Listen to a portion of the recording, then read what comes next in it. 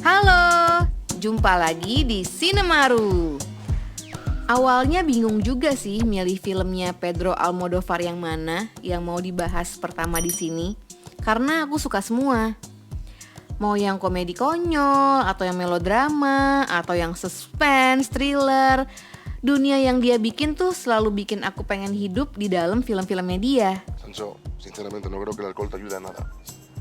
Si no bebo, la mato. ¡Qué gol, qué gol, gol, gol! ¡Gol!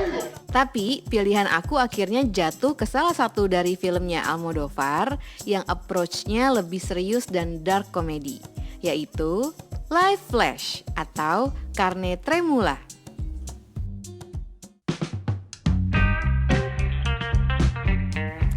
Film-filmnya Pedro Almodovar itu selalu colorful, bukan cuma literally, tapi juga di cerita dan karakter-karakternya. Dan juga stylish. Tapi stylish di sini bukan yang kosong atau sekedar kosmetik, melainkan stylish yang ada arti dan tujuannya. Ada layernya, baik dari segi latar belakang sosial budaya dan politik, lineage dari film-film yang dia suka, juga teknis sinema yang tinggi dari cara bercerita dengan gambar dan acting.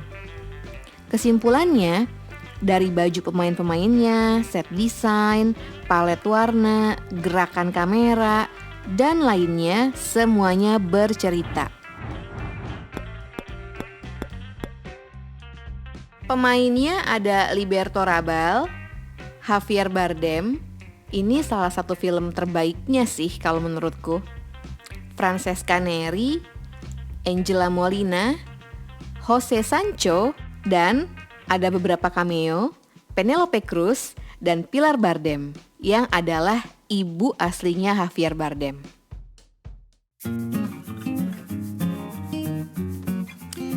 Suatu malam, Victor ngedatengin tempat cewek yang dia taksir, yaitu Elena. Elena nggak naksir sama Victor. Bahkan cenderung mandang rendah dia.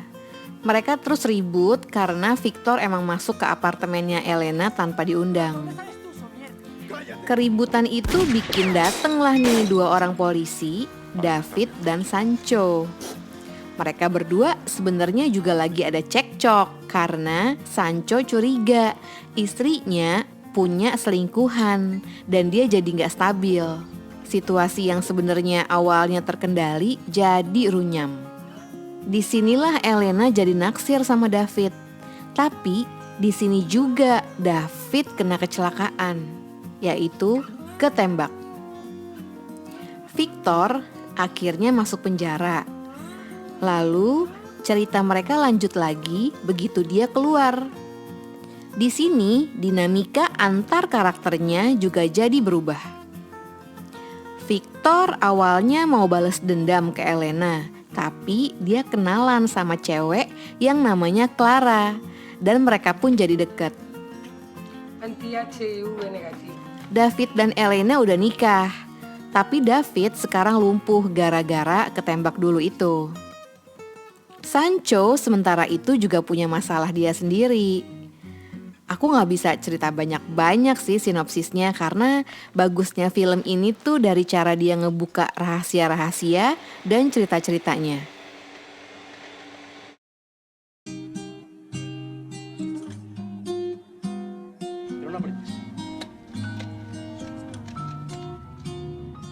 Kelebihan utama film ini adalah karakter-karakternya yang believable tapi juga dramatis. Dan mereka masuk ke dalam situasi-situasi yang realistis tapi juga absurd. Hal-hal yang miris bisa jadi lucu dan hal yang lucu bisa jadi miris. Semuanya kompleks tapi juga di saat bersamaan simple. Sudut pandang soal relationship antar pasangan juga bukan yang generik dan shallow. Kayak di dunia nyata aja sih, semua ada keunikan, motivasi, dan masalahnya masing-masing. Cara berceritanya juga bagus, first class lah. Kita penonton diajak ikut mikir dan pikiran kita juga dipermainkan sama cara sutradaranya bercerita.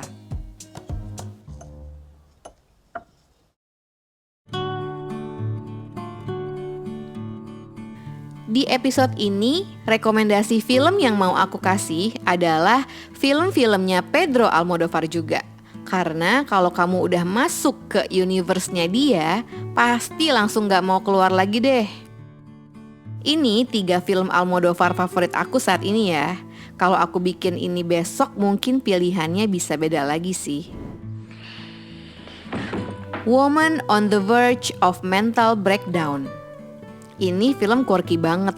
Kayaknya aku bakal bikin episode khusus sih buat bahas. Buenos días. Ceritanya, Pepa diputusin sama pacarnya. Terus dia uring-uringan. Tapi, satu dan lain hal malah bikin Pepa harus interaksi sama keluarga mantannya itu. Pain and Glory. Ini filmnya lebih serius dan melankoli.